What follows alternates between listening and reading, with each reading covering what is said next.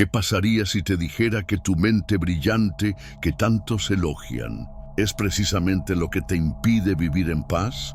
Carl Gustav Jung, pionero de la psicología analítica, escribió: el privilegio de una vida es llegar a ser quien realmente eres. Pero Jung sabía algo que pocos entendían en su época y que sigue siendo un misterio para muchos hoy en día. Para algunas personas, este viaje hacia la autenticidad se convierte en una prisión de sus propias mentes. En el siglo XX, Jung observó un fenómeno peculiar en sus pacientes más intelectuales. Aquellos con un coeficiente intelectual alto, una formación académica impresionante y una capacidad analítica excepcional, solían llegar a su consulta no con problemas sencillos, sino con una profunda angustia existencial que parecía crecer proporcionalmente a su inteligencia. Era como si la mera capacidad de comprender el mundo se convirtiera en una carga insoportable. ¿Has notado alguna vez cómo algunas personas parecen cargar con el peso del mundo sobre sus hombros? No se trata solo de los funcionarios, los líderes o quienes ostentan el poder. Se trata de esas mentes que no pueden desconectar, que ven conexiones donde otros solo ven coincidencias aisladas. No lloran en público. Desde pequeños les han enseñado que la inteligencia y la vulnerabilidad son incompatibles. No piden ayuda a gritos. Han aprendido que su función es resolver problemas, no que los resuelvan. Simplemente piensan y piensan y piensan hasta que cada pensamiento se convierte en una cuchilla afilada que corta por dentro, hasta que cada análisis se convierte en una espiral interminable de posibilidades, consecuencias y conexiones que la mente ordinaria ni siquiera percibe. Es como vivir en una casa de cristal en medio de una tormenta. Lo ves todo con una claridad cristalina, cada rayo, cada gota, cada movimiento de las nubes. Pero esta claridad se convierte en tu maldición, porque no puedes simplemente cerrar los ojos y esperar a que pase la tormenta. Tu mente no permite tal simplicidad. ¿Conoces esa sensación? Cuando tu mente no para, funciona como un motor sin interruptor. Cuando ves patrones de comportamiento en una conversación casual que revelan décadas de trauma sin resolver en la otra persona. Cuando una simple visita al supermercado se convierte en un análisis sociológico de los patrones de consumo y sus implicaciones psicológicas. Cada conversación se convierte en una arqueología de las motivaciones humanas. Cada gesto, cada palabra, cada silencio se disecciona y analiza hasta que se ve no solo lo que dicen, sino toda la historia oculta tras cada frase. La inteligencia se convierte en una lupa que amplifica cada detalle de la existencia hasta que el simple acto de respirar se vuelve pesado. Nietzsche, otro genio que conocía íntimamente esta maldición, escribió: quien tiene un porqué para vivir puede soportar casi cualquier cómo. Pero ¿qué sucede cuando tu mente es tan aguda que ves no solo el porqué, sino también todos los posibles cómos, sus contradicciones, sus imposibilidades y sus consecuencias imprevistas? Los antiguos griegos tenían una palabra para esto: nous, la capacidad de comprender intuitivamente verdades complejas. Pero también sabían que esta capacidad tenía un precio. Casandra, la profetisa troyana, fue maldecida a ver el futuro con absoluta claridad, pero condenada a no ser jamás creída. No es casualidad que esta metáfora tenga tanta resonancia en las mentes altamente inteligentes. Imagina si pudieras entender que esta constante sensación de estar fuera de lugar, de darle demasiadas vueltas, de sentir que nadie te comprende de verdad, no es un defecto de carácter, no es falta de fe, gratitud, ni de capacidad para ser feliz. Es un síntoma de un alma que intenta mostrarte algo que el intelecto por sí solo, por brillante que sea, jamás podrá resolver. Es el alma susurrando a través del único lenguaje en el que has aprendido a confiar, el pensamiento. Pero susurra sobre algo más allá del pensamiento, algo que necesita ser sentido, no comprendido. ¿Qué crees que pasaría si dejaras de intentar resolver tu dolor con más análisis, más teorías, más comprensión, y empezaras simplemente a escucharlo? ¿Y si la respuesta no fuera pensar más, sino pensar menos? ¿Y si la sanación no viniera de la mente, sino del corazón que has aprendido a ignorar? Este es el punto crucial que la sociedad moderna no comprende. Cuando naces con una mente que trabaja a la velocidad del rayo, que conecta ideas a la velocidad de la luz, que procesa información como una supercomputadora orgánica, el mundo que te rodea lo interpreta como un superpoder. Y en cierto modo lo es. Los profesores te elogian no solo por las respuestas correctas, sino también por la rapidez con la que las encuentras. Los padres se enorgullecen y exhiben tus logros como trofeos de genética superior. Tus compañeros te buscan para resolver problemas que a ti te parecen elementales, pero que para ellos son montañas insalvables. Y aprendes, mediante un condicionamiento sutil pero poderoso, que tu valor como ser humano reside en tu capacidad de pensar, analizar y resolver problemas. Te conviertes en el Google humano de tu círculo social, la persona que siempre tiene una respuesta, una solución, un análisis profundo para cualquier situación. Pero esto es lo que nadie te enseña. Esa misma mente brillante puede convertirse en una fortaleza magnífica, impresionante y compleja. Pero al fin y al cabo, una prisión. Una fortaleza que te protege del caótico e impredecible mundo emocional, pero también te aísla por completo de él. Pensemos en los grandes genios de la historia. Tesla, quien revolucionó nuestra comprensión de la electricidad, murió solo en una habitación de hotel, obsesionado con las palomas y aterrorizado por el contacto humano. Einstein, quien desveló los secretos del universo, admitió que nunca comprendió del todo el corazón humano, ni siquiera el suyo propio. Porque cuando confías únicamente en tu intelecto, cuando lo conviertes en tu único instrumento para navegar por la vida, empiezas a desconfiar de todo lo que no se puede entender racionalmente. Y la vida, amigo mío, es mucho más que lógica. La vida es paradoja, misterio, sentimiento, intuición, toda una gama de experiencias que la mente puede intentar catalogar, pero nunca puede capturar por completo. Carl Jung observó esto en sus estudios sobre la psique humana. Dijo: todo lo que nos irrita de los demás puede llevarnos a una mejor comprensión de nosotros mismos. Pero profundicemos en esta observación aparentemente simple. Piénsalo honestamente. Cuando te irrita la estupidez de los demás, la superficialidad de las conversaciones cotidianas, la aparente inconsciencia de las personas que parecen navegar por la vida sin cuestionar nada, ¿qué está pasando realmente dentro de ti? No solo juzgas la ignorancia ajena, te enfrentas inconscientemente a lo que más envidias en secreto, la capacidad de ser simple. La capacidad de no analizar cada palabra, cada gesto, cada posible significado oculto. La capacidad de simplemente existir sin la constante carga del hiperanálisis. Es envidia disfrazada de superioridad intelectual. Y cuanto más intelectualizas esta irritación, más te alejas de tu propia humanidad básica, de tu capacidad de simplemente ser, sin necesidad de comprenderlo todo. Los filósofos estoicos de la antigüedad ya eran conscientes de esta paradoja. Epicteto, esclavo antes de convertirse en uno de los grandes pensadores de su época, enseñó que la verdadera sabiduría no reside en saber más, sino en comprender los límites de lo que podemos conocer y controlar.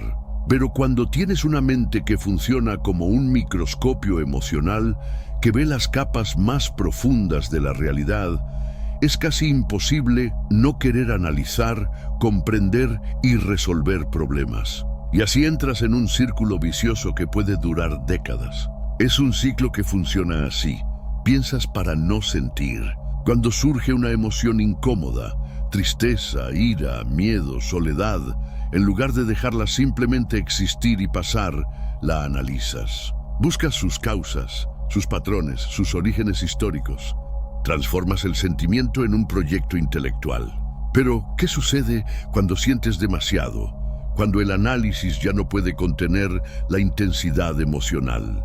Piensas aún más, buscas teorías más complejas, filosofías más profundas, explicaciones más elaboradas, como si la intensidad del pensamiento pudiera, de alguna manera, controlar la intensidad del sentimiento. Y al final del día, cuando se instala el silencio, cuando ya no hay más problemas que resolver, ni más libros que leer, ni más personas a las que impresionar con tu inteligencia, que queda cansancio. Pero no es una fatiga física que se cura con descanso. Es una fatiga existencial, una fatiga del alma agotada por el peso de comprenderlo todo, de ser responsable de todo, de tener siempre una respuesta para todo. Es una soledad que no se resuelve con compañía, porque incluso rodeado de gente, permaneces aislado en tu torre intelectual, observando cómo se desarrolla la vida a través del filtro del análisis constante, pero sin participar nunca de verdad en ella de forma plena y presente. Es un vacío que intentas llenar con más conocimiento, más libros, más cursos, más logros intelectuales. Pero es como intentar saciar la sed bebiendo agua salada. Cuanto más bebes, más sedienta sientes. Porque la herida que de verdad sangra, que de verdad duele, que de verdad necesita sanar, no está en la mente, está en el alma. Y el alma no habla el lenguaje de la lógica. Habla el lenguaje de los símbolos, del sentimiento, de la experiencia directa, sin mediación del análisis. Pero te diré por qué este vacío parece crecer proporcionalmente a tu inteligencia. Estás usando la herramienta equivocada para el trabajo equivocado. Es como si intentaras sanar una profunda herida emocional con un bisturí intelectual. Y eso, amigo mío, no solo es ineficaz, sino contraproducente.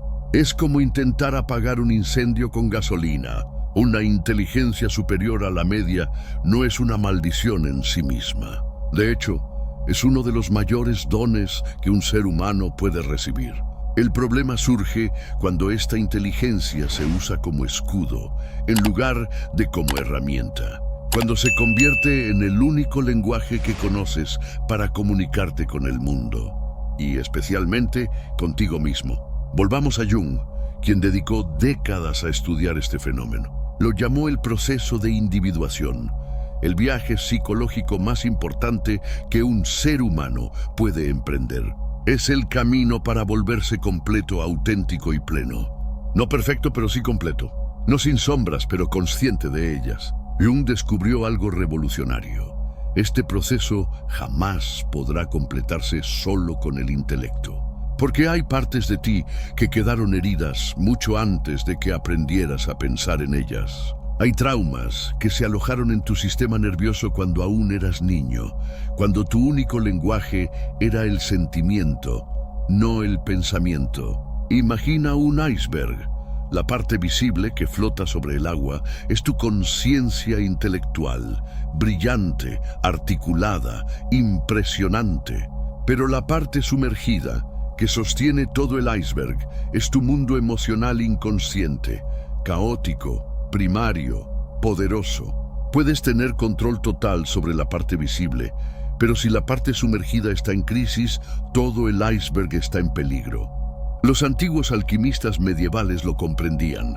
Sabían que la verdadera transformación, lo que llamaban la opus magnum o la gran obra, no ocurría solo en el laboratorio mental, sino en el crisol de la experiencia vivida. Sabían que no se puede transmutar el plomo en oro con solo pensar en el proceso. Hay que ensuciarse las manos, literalmente. Este video no trata de menospreciar tu inteligencia, todo lo contrario. Se trata de liberarla de la prisión en la que se encuentra. Se trata de enseñar a tu mente brillante a servir a tu alma herida en lugar de huir de ella.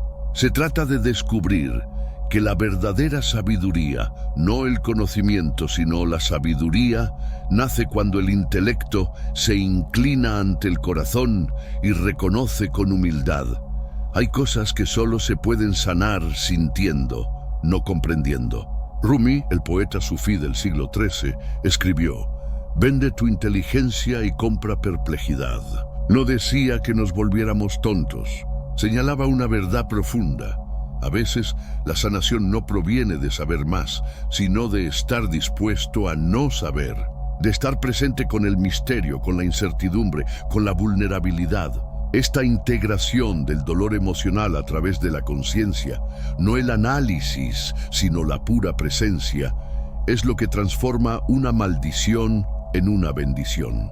Es lo que convierte tu excesiva sensibilidad en una fuente de profunda sabiduría, en lugar de sufrimiento constante.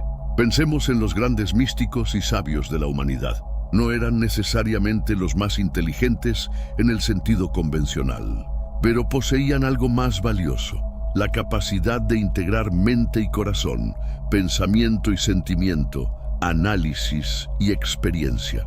San Francisco de Asís, quien revolucionó el cristianismo medieval, no era un intelectual, pero poseía una sabiduría que trascendía el intelecto. Buda, antes de alcanzar la iluminación, era un príncipe con acceso a todos los placeres y conocimientos de su tiempo. Pero solo encontró la paz cuando dejó de buscar respuestas externas y se volcó en su experiencia interior. Lo que descubrieron, y lo que tú también puedes descubrir, es que existe una inteligencia superior a la inteligencia mental. Una inteligencia que no proviene de los libros, sino de la vida. Una inteligencia que no analiza el dolor, sino que lo abraza. Una inteligencia que no resuelve misterios, sino que baila con ellos. Esta es la verdadera individuación de la que hablaba Jung. No se trata de convertirse en una persona mejor o más inteligente. Se trata de convertirse en una persona completa. Se trata de integrar todas las partes de uno mismo, lo brillante y lo oscuro, lo racional y lo irracional, lo controlado y lo salvaje. Desde los primeros años de tu vida, te entrenaron inconscientemente para creer que tu inteligencia era tu boleto de entrada a un mundo que, de otro modo, podría rechazarte. Este condicionamiento no fue malicioso. De hecho, quienes te rodeaban creían sinceramente que te estaban ayudando. Los profesores te prestaban especial atención, no solo por tus respuestas correctas, sino por la rapidez y originalidad con la que las encontrabas. Tus padres estaban orgullosos de tus logros intelectuales y exhibían tus boletines de calificaciones como prueba de tu superioridad genética.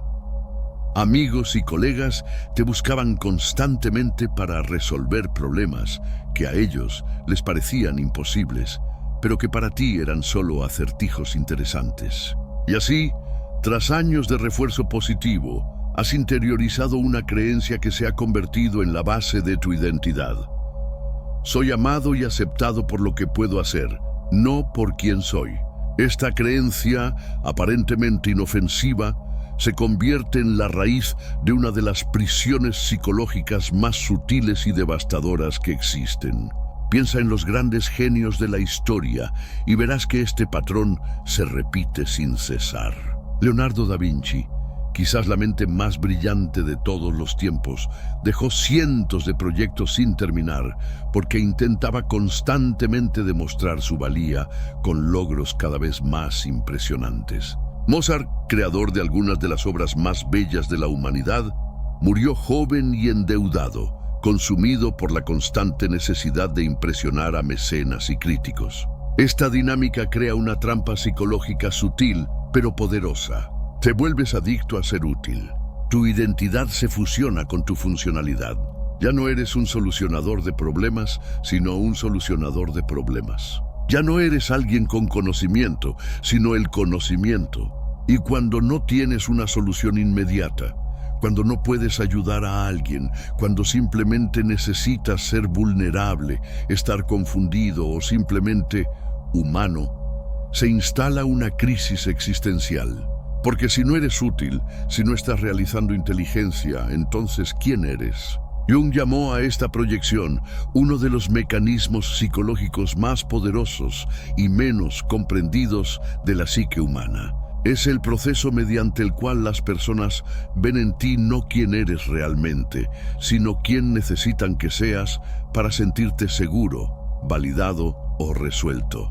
Y cuanto más inteligente eres, más te conviertes en un enorme lienzo en blanco para estas proyecciones. La gente proyecta en ti sus propias expectativas de perfección, sus necesidades insatisfechas de seguridad intelectual, sus fantasías sobre cómo sería tener una mente que funcione sin esfuerzo.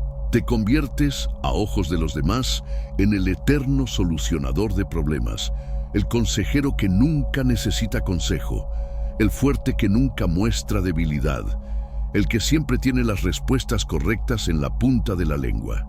Pero tras esta máscara social cuidadosamente construida se esconde un niño herido que solo quería ser visto, aceptado, amado, sin tener que demostrar constantemente su valía mediante el rendimiento intelectual. Este niño interior recuerda un momento en el que eras simplemente tú, antes de que aprendieras que ser inteligente era más seguro que ser vulnerable, antes de que descubrieras que impresionar era más confiable que confiar.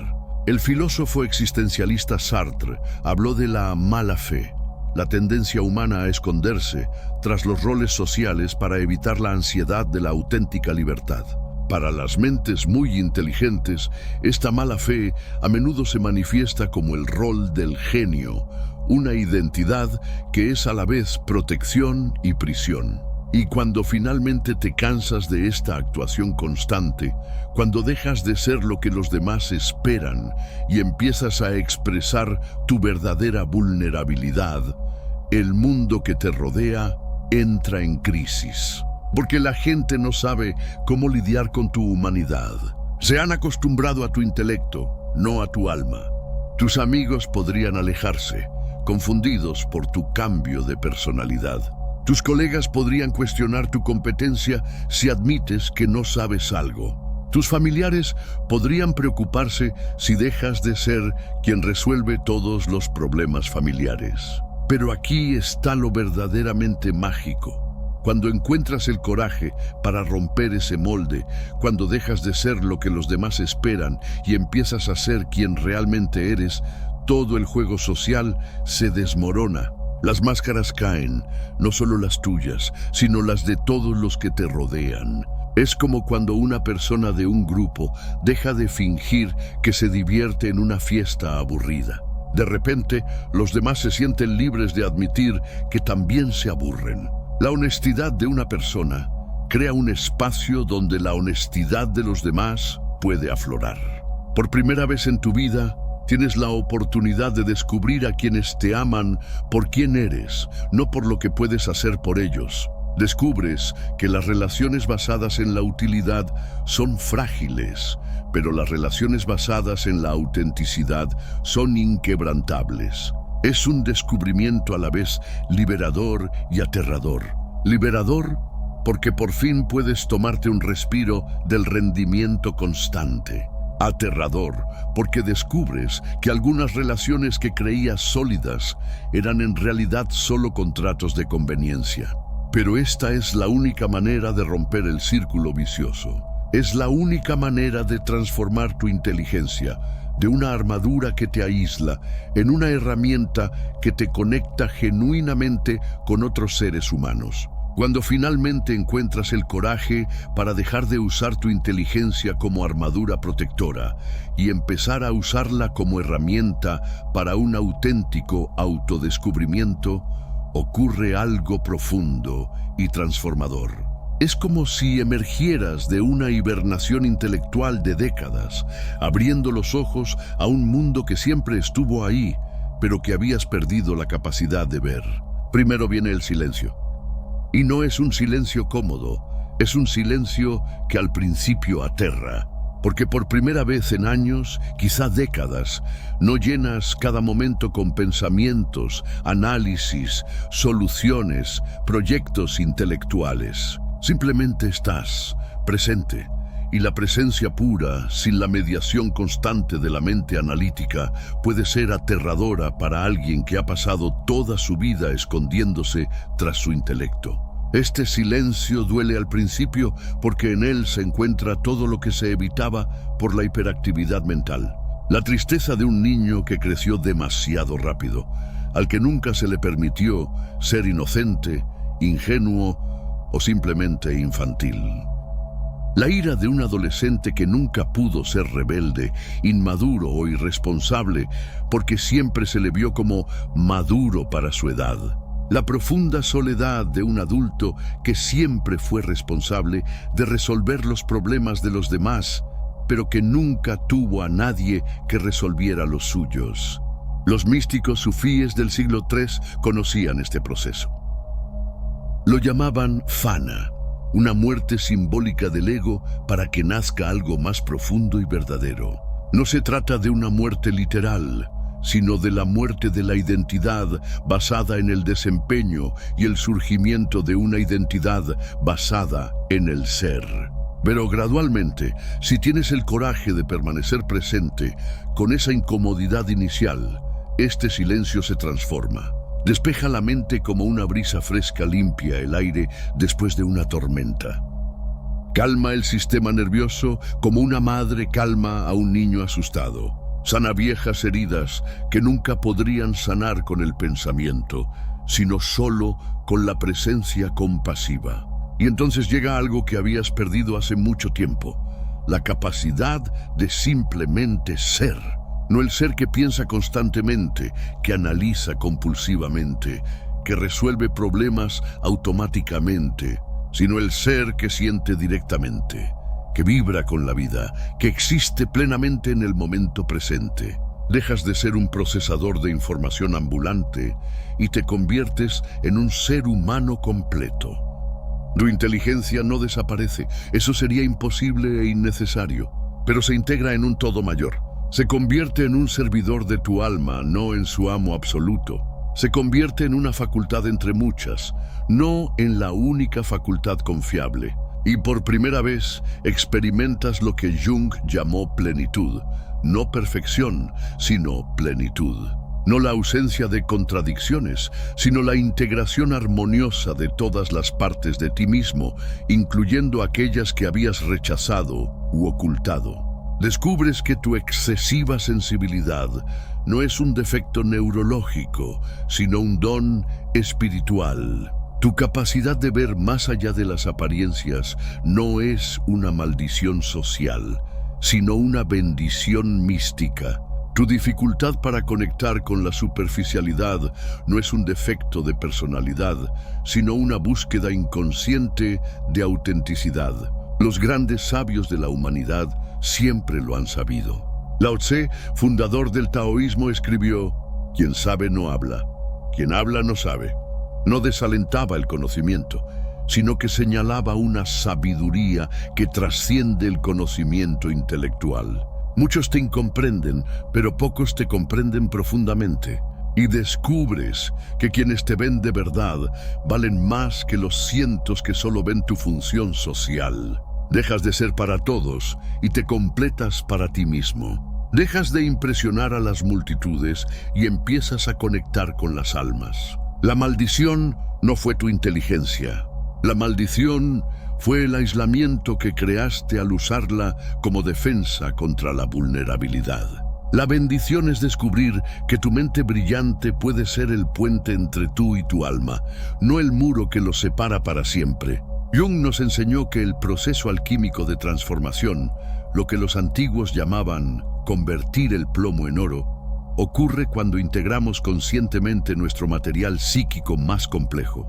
Tu dolor emocional no necesita ser sanado en el sentido de ser eliminado, sino integrado en el sentido de ser comprendido, aceptado y transformado en sabiduría.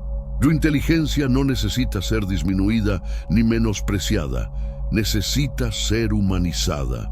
Necesita bajar de su torre de marfil y habitar el mundo real, con todas sus contradicciones, misterios e imperfecciones. El viaje de la superinteligencia a la sabiduría interior es probablemente el más valiente que un ser humano puede emprender, porque requiere renunciar a la identidad que le ha dado seguridad durante décadas. Requiere descender de la torre de marfil de la mente y habitar el territorio salvaje e impredecible del corazón. No necesitas ser menos inteligente para ser más feliz. Necesitas ser más completo. No necesitas dejar de pensar para empezar a sentir. Necesitas integrar pensamiento y sentimiento en una danza armoniosa. No necesitas resolver todos los misterios de la existencia. Necesitas aprender a bailar con ellos. La verdadera inteligencia no consiste en tener todas las respuestas. Se trata de hacer las preguntas correctas. Y la pregunta más importante que puedes hacerte no es ¿cómo puedo entender esto?, sino ¿cómo puedo vivir esto plenamente? Ahora dime, con total sinceridad, ¿qué dolor has estado evitando por pensar demasiado? ¿Qué herida has intentado sanar solo con análisis y teorías? ¿Qué parte de ti clama por ser sentida, no comprendida? ¿Estás listo para descender de la torre de la mente y habitar el valle del corazón? ¿Estás listo para cambiar la seguridad del análisis por la aventura de la experiencia directa? ¿Estás listo para transformar tu maldición en una bendición?